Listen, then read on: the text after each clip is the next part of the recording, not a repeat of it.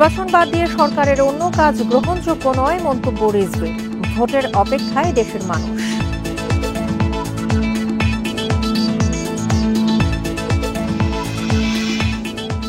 রাজনৈতিক দলগুলোর সঙ্গে বৈঠকে বসছে ঐকমত্য কমিশন।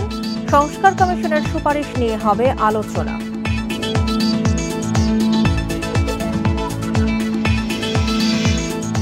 আওয়ামী লীগকে ক্ষমতায় রাখতেই বিডিআর হত্যাকাণ্ড মন্তব্য অ্যাটর্নি জেনারেলের। আন্তর্জাতিক ষড়যন্ত্রের অভিযোগ।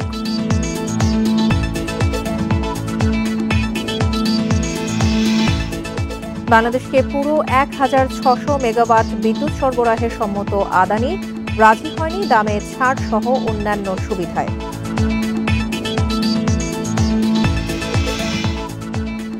ইজতেমায় ইবাদত বন্দেগিতে ব্যস্ত মুসল্লিরা। কাল দুপুর ১২টার পর আখেরি মোনাজাত।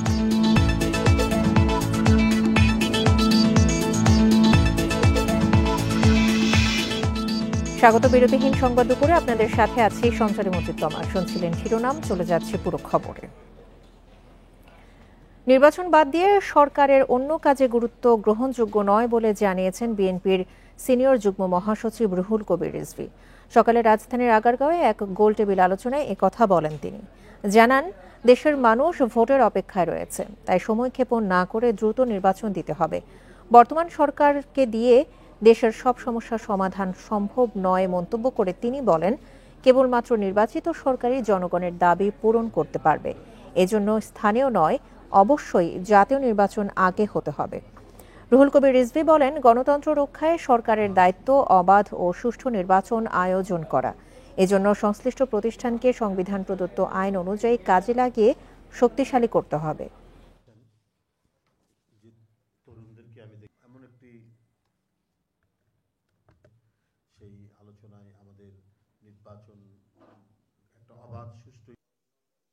জাতীয় সংসদ নির্বাচন, যে নির্বাচনের মাধ্যমে একটি সরকারের পরিবর্তন ঘটে, সেই মূল কাজটা বাদ দিয়ে আমরা যদি সাবসিডির কাজগুলো এটাই যদি আমরা প্রথমেই শুরু করে দেই, তো তাহলে এটা খুব একটা গ্রহণযোগ্য হবে না। এই সরকারকে নিশ্চিত করতে হবে একটা অবাধ সুষ্ঠু নির্বাচন, পার্লামেন্টারি নির্বাচন, যেটা জনগণ দীর্ঘদিন ধরে যে নির্বাচনে ভোট দিতে পারেনি, সেই আস্থাটা ফিরিয়ে দিতে হবে এই সরকারকে।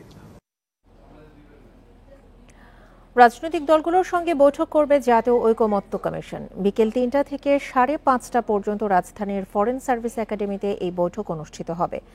রাজনৈতিক দলগুলোর সঙ্গে জাতীয় ঐকমত্য কমিশনের এটাই প্রথম বৈঠক। এতে সংস্কার কমিশনের সুপারিশ নিয়ে রাজনৈতিক দলগুলোর সঙ্গে আলোচনা করবেন অন্তর্বর্তী সরকারের প্রধান উপদেষ্টা ডক্টর মোহাম্মদ ইউনূস। আলোচনা শেষে বক্তব্য দেবেন প্রধান উপদেষ্টা। বৈঠকে বিএনপি, জামায়াত, গণ অধিকার পরিষদ, বিপ্লবী ওয়ার্কার্স পার্টি সহ অন্যান্য রাজনৈতিক দল অংশ নেবে। এর আগে বিভিন্ন ক্ষেত্রে সংস্কারের প্রস্তাব তৈরির জন্য গঠন করা ৬টি কমিশন তাদের পূর্ণাঙ্গ প্রতিবেদন গত ৮ ফেব্রুয়ারি প্রধান উপদেষ্টার কাছে পেশ করেছে।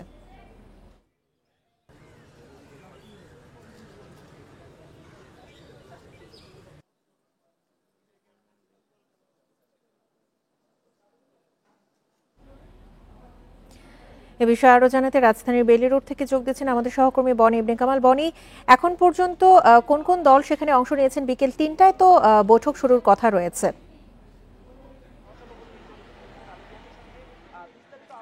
আর ১ ঘন্টারও কম সময়ের মধ্যেই কিন্তু এই যে রাজনৈতিক দলগুলোর সঙ্গে সুপারিশ কমিশনের যে সংস্কার কমিশনের যে সুপারিশগুলো রয়েছে সেগুলো নিয়ে প্রথম যে সভা বা বৈঠক, সেই বৈঠকটি কিন্তু শুরু হবে প্রধান উপদেষ্টা ডক্টর মোহাম্মদ ইউনূসের নেতৃত্বে।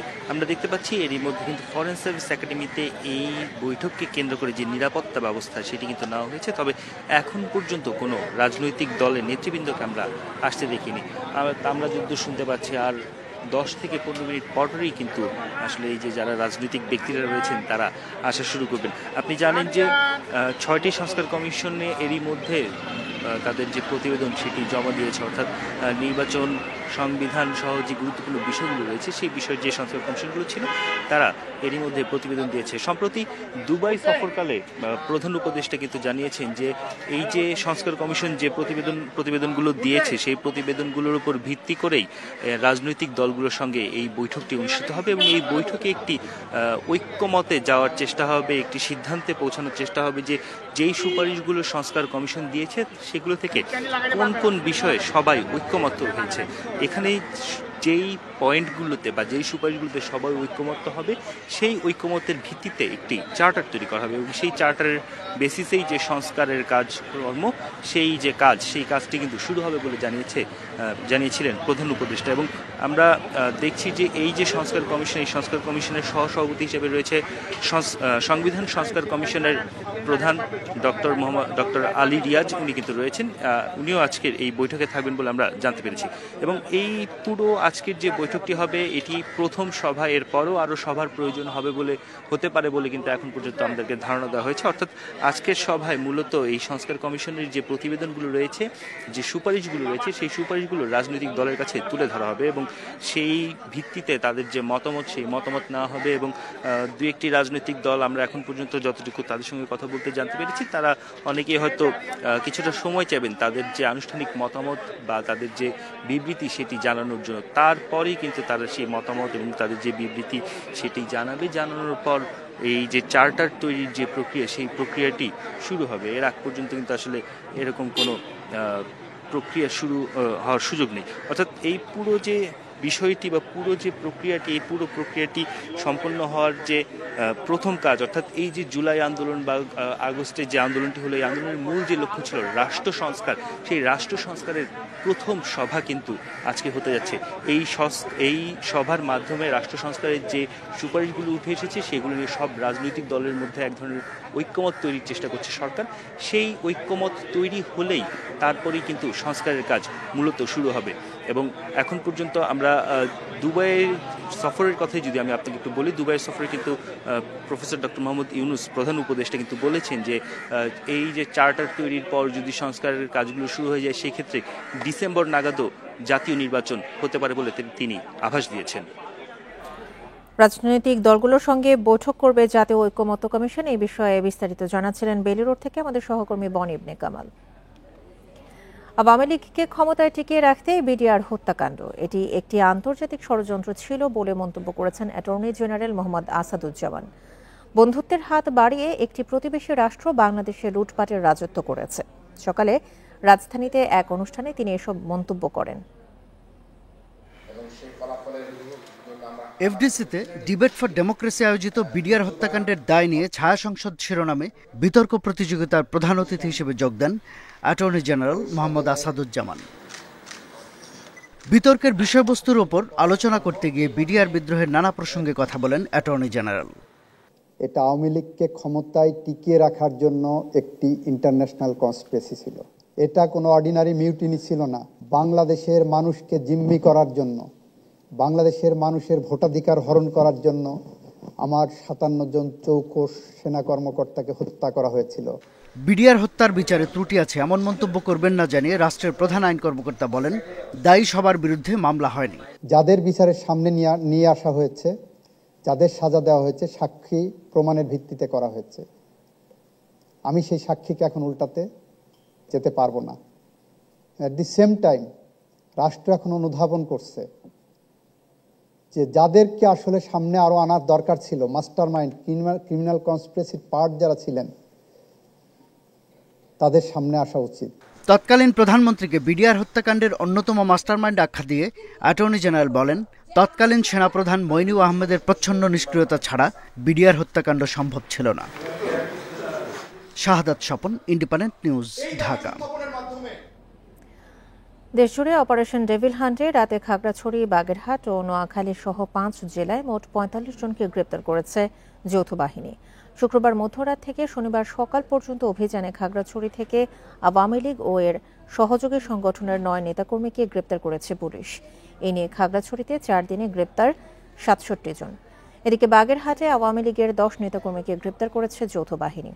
এ নিয়ে গত 7 দিনে আওয়ামী লীগ ও তার সহযোগী সংগঠনের 77 নেতাকর্মীকে গ্রেপ্তার করেছে যৌথ বাহিনী।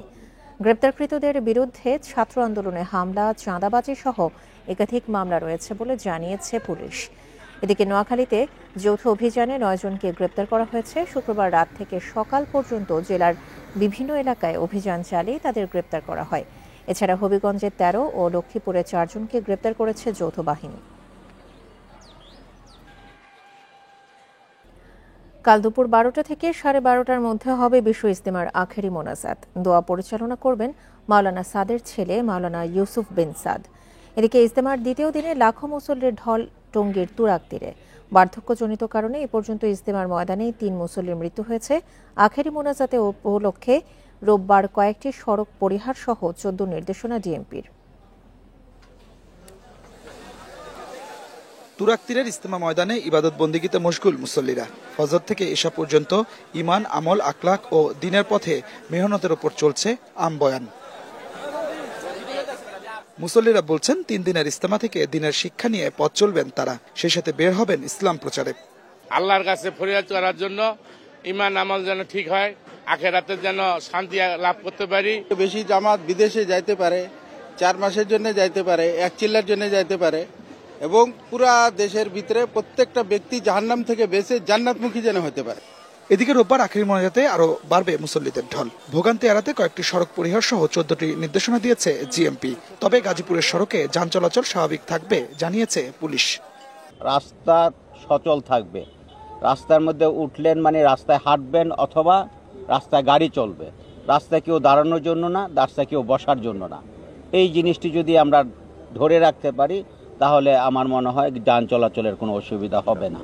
ইজতেমার তৃতীয় পর্বে আখেরি মোনাজাত হবে দুপুর 12টা থেকে 12:30টা নাগাদ। দোয়া পরিচালনা করবেন মাওলানা সাদের ছেলে মাওলানা ইউসুফ বিন সাদ। আগামীকালকে সকালেও একটা বয়ান আছে, বয়ানের পরে আগামীকালকে 10টা থেকে হেদায়েতের বয়ান শুরু হবে। হেদায়েতের বয়ান শেষ হওয়ার পরে আমরা আশা করছি 12টা 12:30টার ভিতরে ইনশাআল্লাহ আখিরি মোনাজাত শুরু হবে এবং আমরা আপনাদের মাধ্যমে সারা দেশের মানুষকে আখিরি মোনাজাতে শরীক হওয়ার জন্য, অংশগ্রহণ করার জন্য অনুরোধ করছি। মাওলানা সাদ অনুসারীদের আয়োজিত ইজতেমার এই পর্বে অংশ নিয়েছেন 49 দেশের প্রায় 1,500 বিদেশি মুসল্লি। রোববার আখেরি মোনাজাতের মধ্য দিয়ে শেষ হয়ে যাচ্ছে এবারের 58তম বিশ্ব ইজতেমা। শুধুমাত্র দ্বন্দ্বের কারণে এবছরও 3 পর্বে অনুষ্ঠিত হলো বিশ্ব ইজতেমা। এই ময়দানে আসা মুসল্লিরা বলছেন আগামী বছর থেকে তারা কোনো দ্বন্দ্ব চান না, তারা চান সবাই এক হয়ে প্রচার করবেন ইসলাম। Adilur Rahman, Independent News, Tongi, Gazipur. ইজতেমার ময়দান থেকে ইজতেমার আয়োজন নিয়ে জানাচ্ছেন আমাদের সহকর্মী আদিলুর রহমান। আদিল, ইজতেমায় এখন পর্যন্ত জোহরের নামাজ তো প্রায় শেষ হয়েছে, এই মুহূর্তের কি আনুষ্ঠানিকতা চলছে?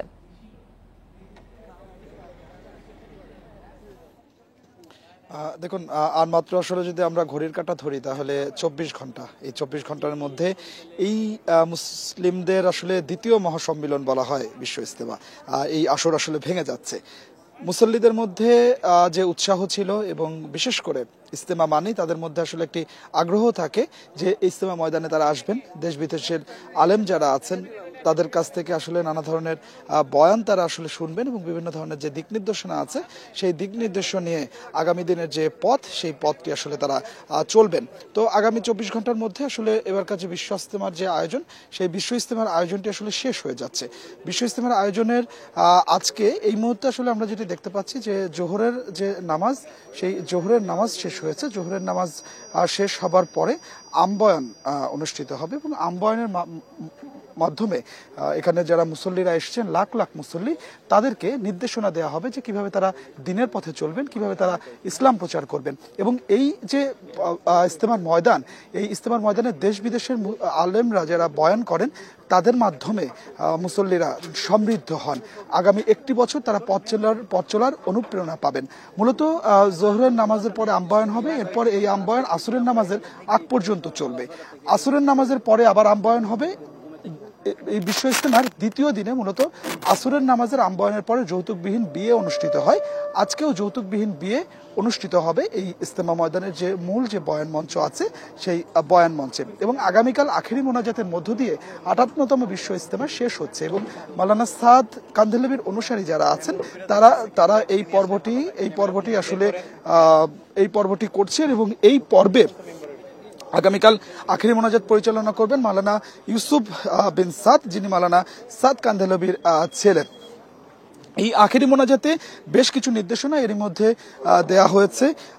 ঢাকা মেট্রোপলিটন পুলিশের পক্ষ থেকে বিভিন্ন সড়ক পরিহার সহ 14টি নির্দেশনা দেওয়া হয়েছে। তবে গাজীপুর মেট্রোপলিটন পুলিশ যেটি আসলে বলছেন যে মুসল্লিদের সুবিধার জন্য তারা ইজতেমা ময়দানের আশপাশের যে সড়কগুলো আছে সেই সড়কগুলোতে তারা যান চলাচল স্বাভাবিক রেখেছেন, যাতে মুসল্লিরা আখেরি মোনাজাতে অংশ নিতে পারেন। এবং আখেরি মোনাজাতকে কেন্দ্র করে এরই মধ্যে ইজতেমার যারা আয়োজক কমিটি আছেন তারা তাদের যে প্রস্তুতি সেই প্রস্তুতিটি শেষ করেছেন।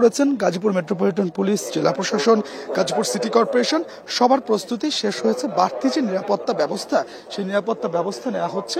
আইন শৃঙ্খলা বাহিনীর পক্ষ থেকে বলা হচ্ছে যে 5 স্তরের নিরাপত্তা ব্যবস্থা এই ইজতেমা ময়দানকে ঘিরে আসলে নেওয়া হয়েছে। আমরা মুসল্লিদের সঙ্গে যখন আসলে কথা বলছিলাম, মুসল্লিরা বলছেন যে এখানে আখেরি মোনাজাত শেষ করার পরে তারা কেউ 3 দিনের চিল্লায়, কেউ 40 দিনের চিল্লায় বা কেউ 4 মাসের জন্য বের হবেন। মূলত এই ইজতেমা ময়দানে তারা যে বয়ান শুনেছেন, যে দিক নির্দেশনাগুলো পেয়েছেন সেই দিক নির্দেশনাগুলোর মাধ্যমে তারা এই পাড়া মহল্লায় পৌঁছে গিয়ে এখানে যারা আসতে পারেননি তাদের কাছে সেই বার্তাটা পাঠিয়ে দেবেন। আজকে আমরা সকাল থেকে দেখেছি যে আম্বয়ান হয়েছে, আম্বয়ানের যখন চলেছে তখন ইবাদত বন্দিগি জিকির আজকার হয়েছে এবং একই সাথে যে পরবর্তীতে দেখা গেছে যে তালিমে মাজাকারা হয়েছে, খিত্তায় খিত্তায় বসে আলোচনা হয়েছে। মুসল্লিরাও আলোচনা করেছেন যে কিভাবে তারা যে দিক নির্দেশনাগুলো এখান থেকে পেলেন সেগুলো কিভাবে তারা প্রয়োগ করবেন, কিভাবে মানুষের কাছে পৌঁছে দিবেন। আমরা আপনাকে বিষয় একটু বলে রাখি যে 31 জানুয়ারি থেকে এবারের যে বিশ্ব ইজতেমা, 58তম বিশ্ব ইজতেমা, সেটা আসলে শুরু হয়েছিল। প্রথম যে 2টি পর্ব মাওলানা জুবাইরের যারা অনুসারী ছিলেন তারা 31 থেকে 2 ফেব্রুয়ারি এবং 3 থেকে 5 ফেব্রুয়ারি 2টি পর্ব হয়েছে। এরপরে নানা সংশয় কাটিয়ে 14 তারিখ থেকে, অর্থাৎ 14 তারিখ থেকে এই তৃতীয় যে পর্ব, সেই তৃতীয় পর্বটি আসলে তৃতীয় যে পর্বটি সেই পর্বটি আসলে শেষ শুরু হয়েছে এবং আগামীকাল আখেরি মোনাজাতের মধ্য দিয়ে এই তৃতীয় পর্বটি শেষ হবে। তো আমার কাছে ইজতেমা ময়দান থেকে এটি ছিল এখনকার সবশেষ। 58তম ইজতেমার তৃতীয় এবং এই বছর মতো শেষ পর্বের আয়োজন নিয়ে জানাচ্ছিলেন আমাদের সহকর্মী আদিলুর রহমান। রাজধানীর পল্লবীতে সন্ত্রাসী হামলায় ব্যবসায়ী জসিমউদ্দিন ও তার বোন গুলিবিদ্ধ হয়েছেন। রাত 3:30টার দিকে এই দুর্ঘটনা ঘটে। পরে তাদের উদ্ধার করে প্রথমে কুর্মিটোলা জেনারেল হাসপাতাল এবং পরে ঢাকা মেডিকেলে ভর্তি করা হয়। স্বজনরা জানান আহত জসিম টিভি শোরুমের ব্যবসায়ী। তিনি ও তার বোন শাহিনুর বেগম পল্লবীর 11 নম্বর সেক্টরে থাকেন। রাতে শবে বরাতের নামাজ পড়ে বাসায় ফিরলে এলাকার শরীফ, তুহিন, শহীদুল, সুজন ও রিয়াজের সাথে কথা কাটাকাটি হয়। এক পর্যায়ে জসিমউদ্দিনকে লক্ষ্য করে গুলি ছোড়ে শহীদুল। এতে জসিমউদ্দিনের ডান ও বাম পায়ের হাঁটুর ওপর 2টি গুলি লাগে। এ সময় বোন শাহিনুর বেগম বাঁচাতে আসলে তার পায়েও গুলি লাগে। পরে তাদের উদ্ধার করে হাসপাতালে নেওয়া হয়।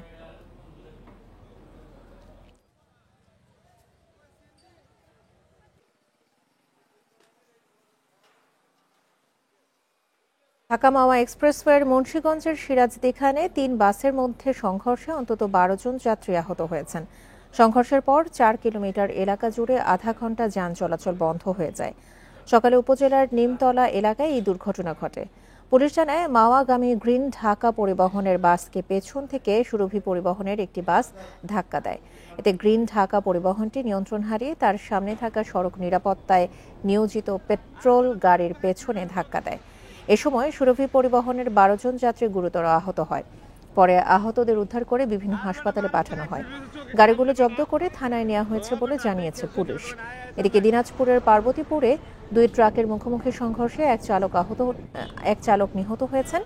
এই ঘটনায় আহত হয়েছে আরও 1 জন চালক।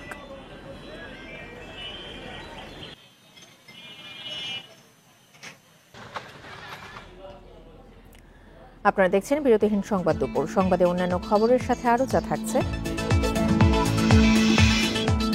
এমবিবিএস ভর্তি পরীক্ষায় এমসিকিউ এর পাশাপাশি নেওয়া হতে পারে লিখিত পরীক্ষাও, থাকবে মূল্যায়নের আরও কিছু ধাপ।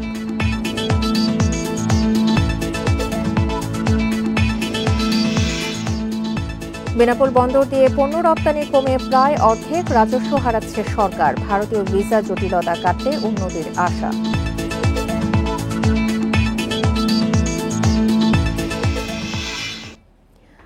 শবে বরাতের রাতে হৃদয় বিদারক ঘটনা।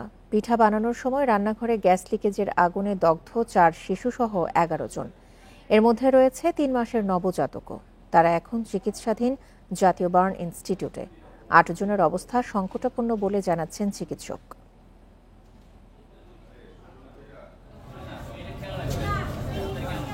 আশুলিয়ায় সপরিবারে থাকেন মোহাম্মদ সুমন। শবে বরাত উপলক্ষে সেখানে বেড়াতে আসেন তার মা ও ভাই সোহেল। রাতে পিঠা বসানোর সময় গ্যাস লিকেজ থেকে লাগে আগুন। সে আগুনে দগ্ধ 3 মাসের নবজাতক সহ 4 শিশু। সব মিলে এর শিকার পরিবারের 11 সদস্য। প্রথমে অনেক জোরে সাউন্ড হয়, শব্দ হওয়ার ফলে আমরা বের হয়ে আসা খোঁজাখুঁজি করতেছিলাম কোথা থেকে হচ্ছে। গ্যাস থেকে বিস্ফোরণ হয় আর কি, বিস্ফোরণ থেকে এই জিনিসটা বাস্ট হয়। ওই তখনই আশেপাশের লোকজনেরা আসে, ওদেরকে উদ্ধার করে। দগ্ধদের স্থানীয় হাসপাতালে নিলে উন্নত চিকিৎসার প্রয়োজনীয়তার কথা জানান চিকিৎসক। সে পরামর্শে তাদের নেওয়া হয় ঢাকার জাতীয় বার্ন ইনস্টিটিউটে। চিকিৎসকরা বলছেন দগ্ধদের 8 জনের অবস্থা আশঙ্কাজনক। বেশিরভাগের পুড়ে গেছে শ্বাসনালী। সোয়াইদ বাচ্চার বয়স হচ্ছে 4 বছর, ওকে আমরা আইসিইউতে শিফট করেছি, ও 27% পুড়েছে। আর বাকি 2 জন রোগী আছে, তাদের অবস্থা খুবই আশঙ্কাজনক অবস্থায় আছেন। একজন হচ্ছে 99% পুড়েছে এবং আরেকজন হচ্ছে 95%। তো ওনাদেরকে আমরা এসডিইউতে শিফট করছি। তবে ভুক্তভোগীদের অভিযোগ সরকারি ছুটির দিন হওয়ায় মিলছে না পর্যাপ্ত সেবা। আমার পেশেন্টগুলো যেভাবে পড়ে রয়েছে, আমার ভাই বোন যেভাবে পড়ে রয়েছে, ওরা ওদের দিকে কোনো কেয়ারই করলো না। তো ওদের সাথে রাগ করার পরে আমার শুধু একটা পেশেন্টকে এখন উপরে নিয়ে গেছে। মেন যে ডাক্তার, এদের যে বড় যে ডাক্তার, এদের যে একটা দিব, ওই ডাক্তারটা নাই। সবাই ছুটিতে থাকলেও কর্মরত ডাক্তার এখানে অবশ্যই থাকার কথা, কিন্তু সেই ডাক্তার তো আমরা দেখতেছি না, সবই নার্স। দগ্ধদের মধ্যে সুমনের শরীরের 99%ই পুড়ে গেছে, অন্যদের পুড়েছে 95% পর্যন্ত। নূরে জান্নাত, ইন্ডিপেন্ডেন্ট নিউজ, ঢাকা। এ নিয়ে আরো জানাতে জাতীয় বার্ন ইনস্টিটিউট থেকে যোগ দিচ্ছেন আমাদের সহকর্মী মোহাম্মদ ওমর ফারুক। ওমর ফারুক, এখন পর্যন্ত দগ্ধদের কি অবস্থা? বিশেষ করে একজনের 99 এবং আরেকজনের 95% পুড়ে গেছে, তাদের বিষয়ে চিকিৎসক কি বলেছেন?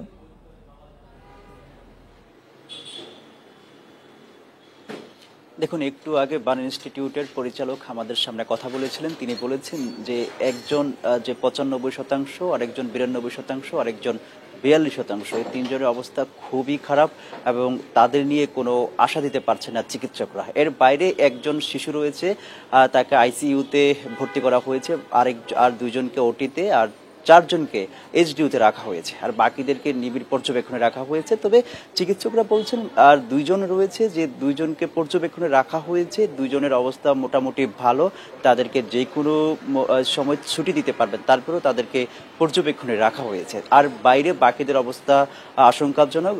কারো 27% ভাগ পড়েছে, কারো 20 ভাগ পড়েছে, কারো 95 ভাগ এবং কারো 99 ভাগ পড়েছে। যাদেরকে নির্বিঘ্ন পর্যবেক্ষণ রাখা হয়েছে, বাকিদেরকে 24 ঘন্টার মধ্যে তারা আসলে এখন পর্যন্ত কিছু বলা যাচ্ছে না। আমি যদি একটু তার পিছনের খবরটি বলতে চাই, সেটা হচ্ছে গতকাল শবে বরাত নামাজের সময় সাভারের একটি বাসায়, দোতলা বাসায়, আর সেইখানে পিঠা বানানোর সময় গ্যাস লিকেজে হয়, সেখান থেকে বিস্ফোরণ ছড়িয়ে পড়ে। এরপর আসলে আমরা তাদের কয়েকজন আত্মীয় স্বজনের সঙ্গে কথা বলেছি, তারা আমাদেরকে যে বিষয়টি জানিয়েছে, তারাও আসলে বলতে পারছে না। একটি বিকট শব্দ হওয়ার পর তারা কেউ কিছু বলতে পারছে না এবং তাদেরকে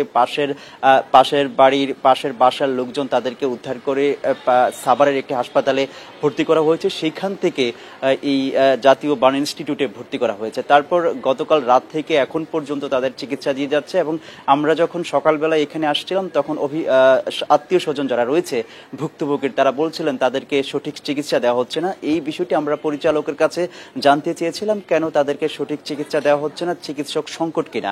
তিনি আমাদেরকে জানিয়েছেন গতকাল রাত থেকে এখন পর্যন্ত 4 জন চিকিৎসক 11 জনের চিকিৎসা দিয়ে যাচ্ছে।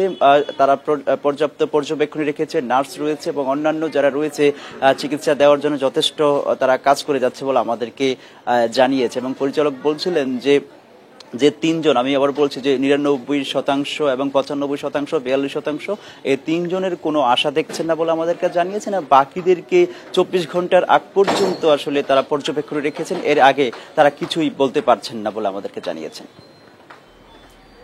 জাতীয় বার্ন ইনস্টিটিউট থেকে সবশেষ তথ্য নিয়ে জানাচ্ছিলেন আমাদের সহকর্মী মোহাম্মদ ওমর ফারুক।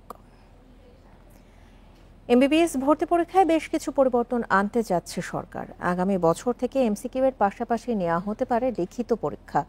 চূড়ান্তভাবে উত্তীর্ণ হওয়ার আগে থাকবে মূল্যায়নের আরও কিছু ধাপ। দক্ষ ও মানবিক চিকিৎসক তৈরি করতেই পরীক্ষা পদ্ধতিতে সংস্কার আনা হচ্ছে বলে জানিয়েছে স্বাস্থ্য শিক্ষা অধিদপ্তর।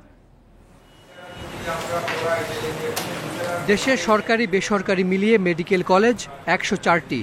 প্রতি বছর ১১,০০০-এর বেশি শিক্ষার্থী চিকিৎসা বিদ্যায় পড়ার সুযোগ পান। এজন্য ১০০ নম্বরের এমসিকিউ পরীক্ষা দিতে হয় তাদের। প্রশ্ন উঠেছে, উপযুক্ত প্রার্থী যাচাইয়ে এই পদ্ধতি কি যথেষ্ট? আমাকে ইন্টারভিউতে নিতেই হবে সেই ছেলেকে, বিকজ তার মোটিভেশন, তার এমপ্যাথি, তার অ্যাটিটিউড মেডিকেল এডুকেশনের পড়ার প্রতি আছে কিনা। একটা ছেলেকে যদি আমি একটা মেয়েকে যদি এডুকেশন যখন সিলেক্ট করে দিলাম, দেখা যাচ্ছে 1 বছর না যেতেই সে তার ইন্টারেস্ট হারিয়ে ফেলে, তাতে করে একটা বড় অপরচুনিটি চলে যায়। সুতরাং আমাদের যে বর্তমান অ্যাডমিশন সিস্টেমের ডেফিনেটলি পরিবর্তন প্রয়োজন। চিকিৎসা পেশা অন্য পেশার চেয়ে আলাদা। মেধা, মানবিকতা এবং যোগাযোগ দক্ষতা সহ নানা গুণাবলী থাকতে হয়। এজন্য অনেক দেশেই শিক্ষার্থী বাছাইয়ে নানা পদ্ধতি চালু আছে, যা দক্ষ চিকিৎসক খুঁজে পেতে সহায়ক। এই ধরনের পেশার জন্য আসলে শুধুমাত্র মেধার পাশাপাশি আরও কতগুলো বৈশিষ্ট্য, মানবিক বৈশিষ্ট্য থাকা দরকার। কিন্তু আমাদের পরীক্ষা পদ্ধতি শুধুমাত্র আসলে কতগুলো বিষয়ের তার জ্ঞান বা দক্ষতাকে মাপতে পারে। এটার মাধ্যমে মেধা আলাদা হয় বটে, কিন্তু এই মেধাবীদের মধ্য থেকেও আবার ওই বৈশিষ্ট্য সম্পন্ন, মানবিক বৈশিষ্ট্য সম্পন্ন মানুষগুলোকে আলাদা করার ফিল্টার পৃথিবীর বিভিন্ন দেশে বিভিন্নভাবে করা হয়। এবং সেটাই আসলে মূলত আলাদা করে যে মেধাবীদের মধ্যে কারা আসলে এই ধরনের সেবামূলক পেশার জন্য ভালো, কারা আসলে বিজ্ঞানী হওয়ার জন্য ভালো, কারা আসলে মহাকাশ বিজ্ঞানের জন্য ভালো। সুবিধা না বাড়িয়েই গত বছর মেডিকেলের আসন 1030টি বাড়ানো হয়েছে। আগামী বছর কমতে পারে আসন। আর ভর্তি পদ্ধতিতে কি পরিবর্তন আসছে তা নিয়ে সিদ্ধান্ত আগামী মাসে। এক সময়ে মেডিকেল কলেজ ভর্তি পরীক্ষাটা লিখিত এবং মৌখিক পরীক্ষার অংশ হিসেবে নেওয়া হতো। তো মৌখিকের বিষয়টা বিবেচনায় নাই, কিন্তু কোনোভাবে লিখিত শর্ট কোয়েশ্চেনের যুক্ত করা যায় কিনা সেই বিষয়টা আলোচনা, চিন্তাভাবনা হচ্ছে। ভর্তি পরীক্ষায় নতুন সিদ্ধান্ত বাস্তবায়নে 2 বছর সময় নিতে চায় স্বাস্থ্য বিভাগ। আর এই ছিল এখনকার মতো বিরতিহীন সংবাদ দুপুরে। এছাড়া ইন্ডিপেন্ডেন্ট টেলিভিশনের সব খবর আরও বিস্তারিত জানতে চোখ রাখুন ফেসবুক, ইউটিউব এবং এক্সে। এতক্ষণ সাথে থাকার জন্য ধন্যবাদ সবাইকে। আমন্ত্রণ পরের আয়োজন।